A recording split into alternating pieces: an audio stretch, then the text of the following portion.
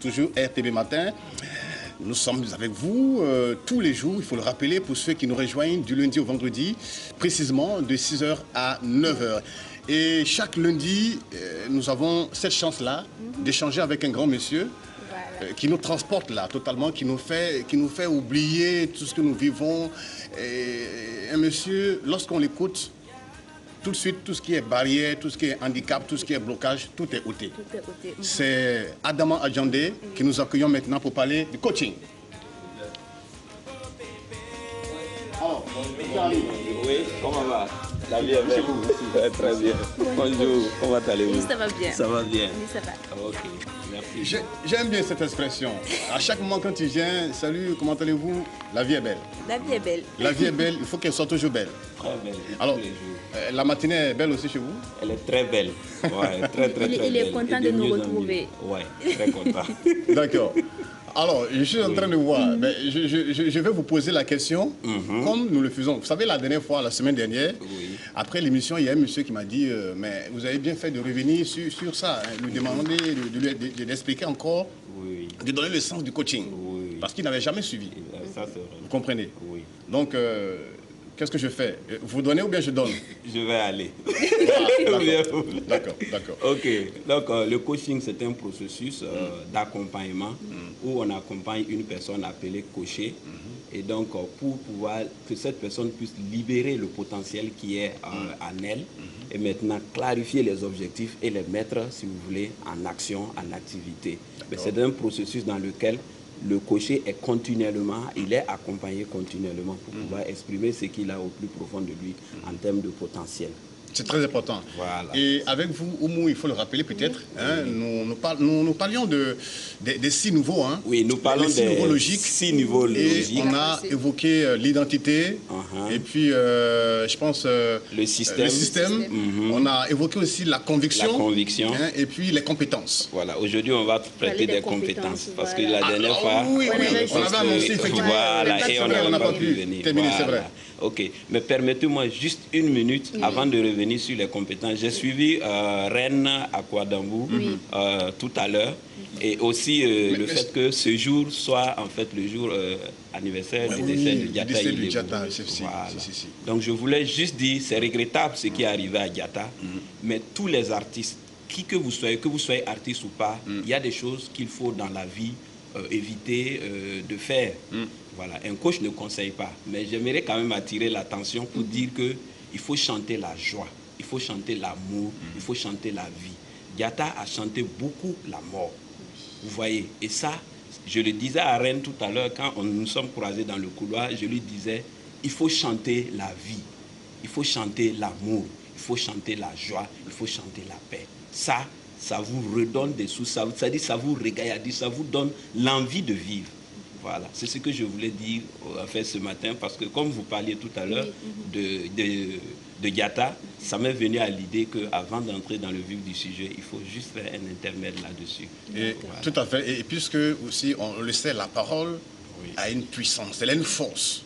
Au commencement d'ailleurs était la parole. Elle a une force, elle a une puissance. Et je ne doute pas du tout un seul instant de ce que vous dites.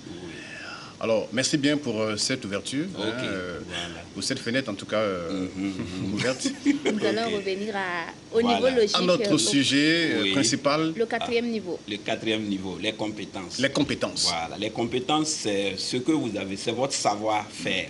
Le savoir-faire, ce que vous savez faire. Ça naît, si vous voulez, des entreprises que vous avez menées, des expériences que vous avez, de ce que vous avez appris, de vos observations, tout ça, c'est ce qui fait, si vous voulez, le nid des compétences que vous avez. Donc, techniquement, qu'est-ce que vous savez faire? Le savoir-faire que vous avez en vous. En coaching, on dit que nous avons tout en nous. Maintenant, c'est la capacité ou la possibilité de pouvoir le faire sortir. C'est ça maintenant qui doit arriver. Donc, nous avons tout en nous. Et Nelson Mandela disait que nous sommes puissants au-delà de toute limite. C'est-à-dire nous avons tout un potentiel qui est en nous. Il faut arriver à l'exprimer. Beaucoup de personnes ont des compétences où ils se disent qu'à un certain niveau, à un certain degré, je ne peux plus avoir de compétences, ou bien je ne peux plus apprendre, ou bien je ne peux plus connaître quelque chose. Non, il faut apprendre. Dans la vie, on apprend à apprendre. Quand vous êtes bardé de diplômes, il faut vous dire, je peux toujours apprendre. Qui que vous soyez, à n'importe quel niveau, il faut vous dire que vous pouvez apprendre tous les jours. C'est-à-dire qu'à n'importe quel âge, on peut toujours à n'importe quel âge, 70, parce qu'on voit des gens maintenant qui, en Europe, ils ont plus de 50 ans, 60 ans, ils vont toujours le bac. Ils vont à l'école pour faire le bac. Oui, non, mais je pense que c'est au Kenya ou bien c'est dans quel pays africain, c'est un peu vers l'Afrique australe. Il y avait quelqu'un qui avait 70 ans ou 60 ans, mais qui devait faire, je pense, le CP ou le bac. Il allait à l'école. Il était parmi les élèves et il était à l'école, il était assis en train d'apprendre. Mais il faut apprendre utile. Il faut apprendre utile parce que nous apprenons souvent des choses qui ne nous servent à rien. Il faut apprendre utile, il faut apprendre ce qui vous sert dans la vie. Je vais vous donner un exemple. Samedi, je suivais une émission sur TV5. Si on vous dit qu'il y a un infirmier qui fait des interventions, certains vont crier, ça c'est pas possible, un infirmier qui... Non, mais c'est au Cameroun. Je suivais sur TV5, il y avait un infirmier qui faisait des interventions dans un hôpital qui était régi par des sœurs religieuses. Et donc, il faisait des interventions chirurgicales. Et il les réussissait à merveille. Un infirmier. Un infirmier. Il y a un médecin qu'on a envoyé là-bas pour pouvoir travailler avec lui. Et le médecin devait apprendre avec l'infirmier. Le médecin devait apprendre avec l'infirmier. Et qu'est-ce que l'infirmier dit? Si le médecin est humble, je vais lui apprendre des choses. On n'a pas fini d'apprendre. On n'a pas fini de tout savoir.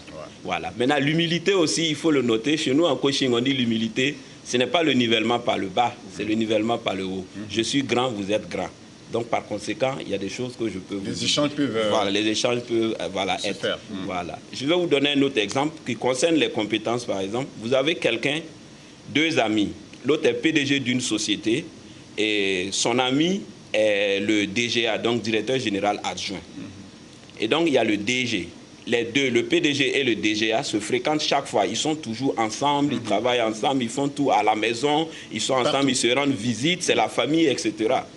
Maintenant, le DG va en congé. Et quand le DG va en congé, le DGA et tout le monde dans la société, on s'est dit, bon, comme ils sont toujours ensemble, c'est sûr qu'il va le nommer, il va le nommer DG. À sa grande surprise, le PDG choisit quelqu'un d'autre pour être DG à la place de ce monsieur qui est DGA. Donc, il ne comprend pas. Dans la société, personne ne comprend. On lui dit, mais pourquoi? Le poste, c'est pour toi. On ne comprend pas pourquoi tu n'as pas ce poste.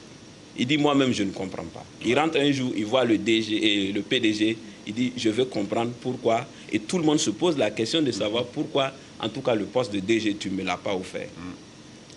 Le PDG dit, tu veux savoir? Il dit oui. Il appelle le DG, il dit, viens. Il est là avec le DGA. Il dit au DGA, excuse-moi, tu descends. Il y a une dame qui est au rez-de-chaussée. Elle vend des bananes. Je veux le prix de 3 bananes. Ça fait combien? Chaque banane coûte combien? Le DGA descend. Il demande le prix des 3 bananes. Il revient et il dit au PDG, chaque banane coûte 25 francs. Donc les 3 font 75 francs. Il dit au DG, tu peux descendre demander le prix de 3 bananes pour moi, s'il te plaît. Le DG dit 3 bananes. Il dit oui. Il lui répète 3 fois 3 bananes. Il dit oui. Le prix de 3 bananes, il dit oui. Il descend. Il fait environ 20 à 30 minutes en bas. Ah bon? Il remonte, oui. Et il dit au PDG, je suis arrivé, j'ai demandé à la dame, elle m'a dit chaque banane coûtait 25 francs. J'ai fait 20 à 30 minutes, j'ai vu qu'il y a près de 50 personnes qui sont venues acheter les bananes. Donc c'est quelque chose qui marche. Mais vu la taille de l'entreprise que nous représentons, je vous conseille de ne pas aller dans cette affaire-là. Vous voyez? Donc le PDG demande au DGA, tu as compris pourquoi tu n'es pas DG? Il dit oui, c'est bon, n'allons pas loin. Voilà. C'est dire que la compétence, c'est la technique, c'est l'expérience que vous avez et c'est cette expérience qu'il faut faire valoir. C'est cette expérience qu'il faut mettre en avant. Beaucoup ont des compétences, beaucoup ont, si vous voulez, de la technicité, beaucoup ont de l'expérience, ils ont du savoir-faire, mais ils ne mettent pas ça en exergue. On se contente on vous dit, fais ça, bouge cette table, il va bouger la table. Comment la table est organisée, comment elle doit être placée, ce n'est pas son problème. Non. Si vous avez de la compétence, vous avez un savoir-faire, il faut le faire valoir. Et ça fait que là où vous êtes, vous n'avez pas peur de ce que vous faites. Vous n'avez pas peur du boulot. Parce qu'aujourd'hui, beaucoup se disent, ah, bon, vraiment, si en fait, c'est le lèche-bot, quoi, si vous voulez. On est là, on fait quelque chose pour faire plaisir à quelqu'un, alors que non. Si vous êtes technicien, où que vous soyez, vous serez ce technicien-là. Soyez le meilleur technicien qui soit. On se contente du peu. Oui, on se contente du peu ou bien, excusez-moi le terme, on fait un peu comme c'est DSK, non, dans le film Affaires publiques. Donc on vient dire un tel l'a fait comme ça, un tel, on se préoccupe de ce que les hommes font, de ce que, mais ça dit qu'on se préoccupe des hommes, mais on ne se préoccupe pas de la vie de la société, on ne se préoccupe pas de soi-même, l'évolution de sa carrière, on se préoccupe plutôt de ce que les hommes font pour pouvoir évoluer. Non, vous êtes techniquement sur quelque chose, c'est cette technicité qu'il faut exprimer et c'est ça qui fait la compétence. Vous devez apprendre tous les jours, mais apprendre utile. Utile. Ce mot est très important. Apprendre utile. Et surtout être confiant. Hein? Oui, être confiant. Oui, chercher à aller loin. Hein? Quel que soit le domaine. Oui, quel que soit le domaine, que ce soit l'entreprise, à l'école, le journalisme, etc. Vous avez votre consoeur tout à l'heure, Nathalie, je crois, voilà, qui vient d'avoir un prix parce qu'elle a fait un reportage sur une situation qui est assez préoccupante, les grossesses non désirées des élèves dans les écoles. Bien sûr. Elle est préoccupante, cette situation. Aujourd'hui, c'est un peu dans le cadre de la violence contre les filles à l'école, etc. Donc, elle a fait un reportage. Ça démontre quand même de quelque chose. Il y a beaucoup d'aspects de la vie. Ce n'est pas limité seulement à un domaine précis, c'est dans tous les domaines. C'est dans tous les domaines. Il faut que vous soyez techniquement assis. Il faut que vous ayez un savoir-faire. Et c'est ce savoir-faire qui dit ce que vous êtes, qui dit ce que vous serez demain. Voilà. Et donc, c'est ça qui est vraiment très important. Mais en coaching, comment faire qu'une personne puisse faire valoir ses compétences? Oui, une personne puisse faire valoir ses compétences. C'est un peu, si vous voulez, il y a le questionnement socratique. Voilà, c'est un peu la maïeutique socratique. Quelqu'un vous dit, moi, je suis journaliste. Qu'est-ce que c'est que le journaliste? Il va vous dire, être journaliste, c'est ceci, cela. C'est-à-dire, vous allez de question en question dans ça. Voilà. Et ça va permettre à la personne de voir si oui ou non, elle est carrément, si vous voulez, elle a une technicité dans le domaine ou pas. Donc, il y a ça. Mais aussi, l'autre aspect, en coaching, nous disons qu'on peut tout faire. Toujours. On peut tout faire. Parce que tout est à nous. Il y a le potentiel. Seulement, c'est la motivation qu'il faut pour pouvoir le faire. Et c'est cette motivation qu'il faut beaucoup rechercher. Donc, c'est un peu, si vous voulez, en coaching, ce qu'on peut faire, c'est à travers un système de questions, mais aussi d'accompagnement de l'individu, parce qu'il faut une confiance en elle-même pour pouvoir avancer et faire ce qu'elle a à faire. Alors, monsieur Adjandé, vous êtes bien au Burkina Faso, hein, vous avez, par ce que vous faites, pu rencontrer des mouvements de jeunes, échanger avec les jeunes, à travers les différentes capitales de région. Pensez-vous que ces jeunes-là valorisent vraiment le potentiel, les compétences qu'elles ont? Oui, une chose pour valoriser les compétences, c'est que vous sachiez que vous avez des compétences. Aujourd'hui, beaucoup se disent « je n'ai rien ». Je ne vaux rien. Qu'est-ce que je sais faire? Non. On sait toujours faire quelque chose. La question qu'on ne s'est pas posée, c'est qu'est-ce que je sais faire? Qu'est-ce que je maîtrise? Ça, on ne s'est jamais posé cette question. Tout de go, on dit je ne peux pas, je n'arrive pas à faire. Il y a beaucoup d'associations que nous rencontrons, il y a beaucoup de jeunes. Chacun veut mettre une entreprise en place et pour mettre l'entreprise, il dit il me faut telle somme d'argent. Non. Nous, on a démontré qu'on peut entreprendre sans financement. Et dans ça, on a rencontré des jeunes, on leur a expliqué le processus. On peut entreprendre sans financement. Ça, c'est un autre thème sur lequel on va revenir. Voilà. Ça, j'en vois déjà qui se demandent, mais attendez, monsieur Adjandé, il est où là? Il est dans quel monde? Oui, justement, il est dans quel monde? Il est dans le monde du Burkina, pratiquement en Afrique. Voilà. C'est possible. Mais nous avons rencontré, il y a plein de jeunes qui sont au niveau de notre association et ailleurs que nous encourageons. C'est à travers des échanges. Vous avez un potentiel en vous, il faut le ressortir. Il y a des choses que vous savez faire, mais ils attendent que quelqu'un dise que tu sais faire cela, tu sais faire. Non, on a le potentiel en nous. Il suffit de s'engager, il suffit d'oser, de faire le premier pas. C'est ce que beaucoup n'arrivent pas à faire. Mais justement, c'est difficile. Il faut peut-être nous dire quelque chose là-dessus. C'est difficile. On peut se dire, on peut avoir un talent, hein, sinon des talents en soi, mais on a peut-être peur. Oui, justement, on a peur. C'est pourquoi je parlais quand vous prenez les 6 niveaux logiques, si on a peur d'entreprendre, soit c'est le système, on n'a pas du tout confiance. C'est-à-dire, on se dit, le système qu'on a, le corps qu'on a ne nous permet pas. Reine à Kondambou, elle est venue ici, elle dit qu'elle est handicapée. Elle n'est pas handicapée, je lui ai dit, tu es une personne à habilité différente. Il y a, si vous voulez, l'identité. Qu'est-ce que je dois faire? Son frère voulait qu'elle fasse la santé. Elle dit qu'elle ne peut pas faire la santé. Elle préfère aller être coiffeuse. Vous voyez. il y a les convictions, les croyances que nous avons, qui nous limitent ou qui peuvent nous faire avancer. Vous avez des croyances qui ne permettent pas d'avancer. Donc tout ça, vous avez ce qu'on est en train de parler, comment on appelle la compétence, et vous avez aussi le comportement, vous avez l'environnement. C'est les 6 niveaux logiques. Et une fois que vous aurez analysé ces 6 niveaux logiques, vous allez comprendre que quand quelqu'un arrive, au moins à travers ces 6 niveaux logiques, à les comprendre, il n'aura plus de difficultés, il n'aura plus, en tout cas, de problème entre griffes. J'aime pas le mot problème, je préfère obstacle. Obstacle, pour d'accord. Évoluer. Super. Voilà. Je m'aligne derrière vous à partir d'aujourd'hui. Pas de problème. Obstacle, pas de problème. Voilà. Obstacle. D'accord, c'est un peu ça. Il faut le rappeler. Oui. Nous avons donc 6 niveaux logiques. On a commencé par le système, l'identité, la conviction, et nous sommes sur les compétences. On va aller au 5e niveau. Le 5e niveau, si vous voulez, c'est le comportement. C'est le comportement. Qu'est-ce que j'arrive, c'est-à-dire comment je me comporte en société, qu'est-ce que je dis.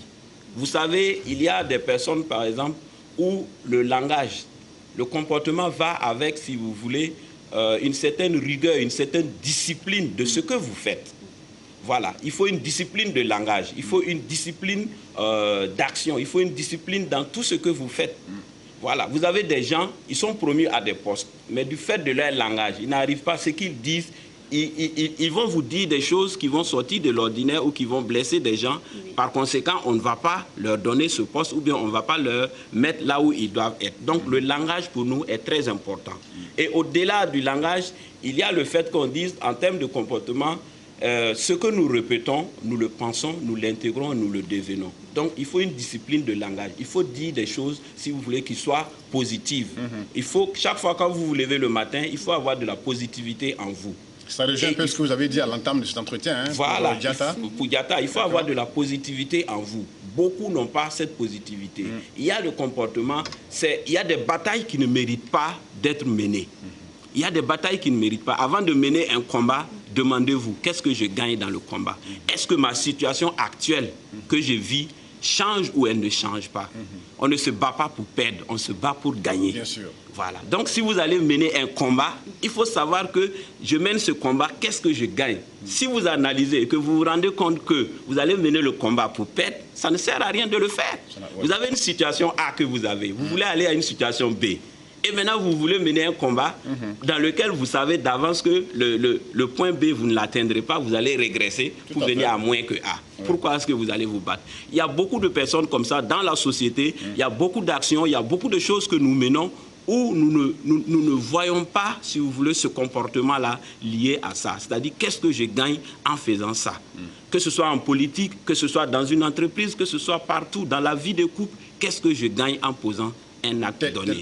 Voilà. Si ça me permet d'évoluer, ok, mais si ça va m'amener derrière, pourquoi me battre? Il y a des combats inutiles dans la vie. Apprenons à mener des combats utiles qui nous permettent d'avancer et d'aller de l'avant. C'est ça qui est beaucoup plus important. De bons combats. De bons combats, voilà. Dans la vie, il faut avoir ça. Au lieu de se battre, il y a beaucoup, si vous analysez dans la société aujourd'hui, les couples qui se disloquent, les politiciens, les enseignants, les gens de la santé, tous les travailleurs dans certains domaines, on mène des combats souvent qui ne nous permettent pas d'avancer. C'est des combats qui vont nous ramener derrière. Aujourd'hui, tout le monde veut aller de l'avant. Il n'y a pas celui-là. Vous allez trouver n'importe qui dans la société. Il va vous dire, moi, je veux progresser. Moi, je veux aller de l'avant. Si vous voulez aller de l'avant, tous les combats, tous les actes que vous allez poser, il faut que ça soit pour aller de l'avant. Si je prends le plan financier, par exemple, où nous avons un autre module où on parle de l'intelligence financière. D'accord. L'intelligence financière. Oui. Le comportement, vous vous retrouvez avec un groupe d'amis. Chaque fois, c'est aligné 15 bières, c'est aligné ceci. Ça vous amène où? C'est tontine qu'on ne ramasse pas. C'est tontine qu'on ne ramasse pas. Vous pouvez peut-être prendre une bière le matin, une bière le soir. Je prends la bière. Bon, c'est l'exemple palpable qu'au Burkina, c'est un peu ce qu'on aime beaucoup dire. Voilà. C'est vraiment bien d'en parler parce que beaucoup de jeunes, finalement, se laissent aller à ce genre de comportement. Et c'est pratiquement une sorte de rivalité. Il y a des clans là où les gens se retrouvent pour voir qui boit que qui, ainsi de suite. Oui. Ça, c'est vraiment bien d'en parler. Voilà, parce que le comportement que je dois adopter doit me permettre d'avancer. Je ne peux pas adopter un comportement qui va me faire reculer. Donc, si je suis dans un milieu qui ne me permet pas d'avancer, ça rejoint le dernier niveau, qui est comment on appelle, l'environnement. Je vais peut-être revenir un peu là-dessus. Mais c'est dire que si je suis dans un milieu qui ne me permet pas d'avancer, il faut que je quitte le milieu. Forcément. Il faut quitter ce milieu. Bien sûr. Donc, c'est dire que si vous avez un comportement qui ne vous permet pas d'avancer, quand vous analysez, vous voyez que, en fait, si vous faites, comment on appelle ça, avantage, je sais pas moi, inconvénient, et vous vous rendez compte que ça ne vous permet pas d'avancer, mon frère, il faut quitter. Il faut laisser. Ça veut dire que ce comportement ne vous permet pas d'avancer. Il y a beaucoup aujourd'hui qui ont perdu beaucoup de choses par le simple fait du langage. Ils n'ont pas eu une discipline de langage. Ils ont dit des choses qui sont revenues contre eux. Beaucoup. Donc c'est pourquoi j'ai dit, dans l'art de gagner sans combattre, il faut savoir si je dois poser un acte, qu'est-ce que ça me permet de faire? Est-ce que l'acte que je vais poser va me permettre d'avancer ou de reculer? Si ça ne me permet pas d'avancer, il faut laisser. Il faut savoir aussi que souvent on se dit l'acte que je vais poser peut m'amener loin. Même, parce que souvent on pose des actes sans réfléchir. Ah, c'est ça qu'il ne faut pas faire. On ne pose pas, il ne faut pas poser un acte sans réfléchir. Souvent, oui, il y a des gens, ils posent un acte, après maintenant ils s'asseyent et puis ils réfléchissent pour voir qu'est-ce que je devais faire alors que l'acte est déjà posé. Oui. Dans la colère. Oui, justement. Dans la précipitation. La colère n'arrange rien. Oui, dans la précipitation, on se dit je veux faire ça sans prendre sans peser le pour et le contre. Oui, c'est pourquoi je vous ai dit, il faut, quand vous avez, tout un chacun doit déterminer ses objectifs dans la vie. Qu'est-ce que je vais être dans la vie? Et une fois que vous déterminez ce que vous devez être dans la vie, tout le comportement que vous allez avoir, toutes les compétences, tout ce que vous aurez, doit aller dans le sens de ça. Voilà. Si vous savez que vous allez avoir tel comportement qui va jouer sur l'objectif que vous voulez atteindre, pourquoi le mener? C'est vrai que nous, on dit en coaching de couple que l'homme agit avant de réfléchir parce qu'il est action. La femme, elle est compassion et dialogue. Donc, elle réfléchit avant d'agir. Voilà. Mais ça ne justifie pas le fait qu'il faille réagir. Quand il y a une situation donnée, il faut réagir. Non, on ne réagit pas. Il faut réfléchir avant d'agir, avant de poser l'acte. Voilà, quels sont les inconvénients, quels sont les avantages de telles choses avant de poser. La réaction du tic au tac, ça ne vous mène pas à quelque chose. Les choses doivent se faire de façon posée. Je ne dis pas que ça doit prendre un long temps, mais ça doit se faire de façon posée pour que vous n'ayez pas à dire « si je savais, je n'allais pas le faire ». Non. Donc, il faut avoir quand même une certaine vision d'analyse des faits avant de pouvoir. Il faut que tout ce que vous fassiez dans la vie, je le répète et je le dis, doit être utile pour vous, utile pour la société. Il y a les 3 passoires de Socrate. Socrate dit, quand vous avez une information que vous donnez à quelqu'un, il vous demande est-ce que c'est bon pour lui, est-ce que c'est utile pour lui, est-ce que c'est important pour lui. Si dans l'analyse de ces 3 passoires, il se rend compte que ce n'est pas bon, ce n'est pas utile, ce n'est pas important pour lui, pourquoi est-ce qu'il doit le faire, pourquoi est-ce qu'il doit le dire, il ne le dira pas, il ne le fera pas. Voilà. Donc, nous devons, à chaque fois que nous sommes confrontés à une situation, utiliser, si vous voulez, ces 3 passoires de Socrate pour essayer de voir est-ce que c'est important. C'est bon pour moi d'abord. Est-ce que c'est utile? Est-ce que c'est important pour moi? Voilà. Ça c'est le côté philosophique de mon cher ami Est-ce que c'est bon? Est-ce que c'est utile? Est-ce que c'est important? Au-delà de la philosophie, ce n'est pas de la philosophie en tant que telle, mais c'est une réalité. Si vous essayez, à chaque fois, quand vous serez confronté à quelque chose, un obstacle, essayez ça et vous verrez. De toute façon, on se tiendra. On est ensemble pour un bon bout de temps. Et donc, je pense qu'on échangera longtemps et longuement là-dessus. Alors, voilà. le comportement, est-ce qu'on n'est pas influencé par l'entourage? Oui. Le comportement, on peut être influencé par l'entourage. Il est dit que le regard des autres nous ruine. Ça ruine nos talents, ça ruine notre compte bancaire, ça ruine tout ce que nous avons en nous de potentiel. Évitez que le regard des autres ne soit pour vous, si vous voulez, ce qui va vous conduire à votre ruine. Le coach Adamo Adjandé. Merci. En tout cas, merci beaucoup. Je vous en prie. Merci à vous. Pour tout. Voilà, et on va se retrouver lundi prochain pour le dernier niveau qui concerne l'environnement. Et je pense que là, on va en débattre beaucoup. Coach Adjandé, voilà. toujours un plaisir. Tout le plaisir est pour moi. On est ensemble. Allez, merci et bonne journée. À très bientôt, cher ami. Eh bien, il est 7h30. Nous allons retrouver encore Nathalie Kaoré pour la 2e session d'information.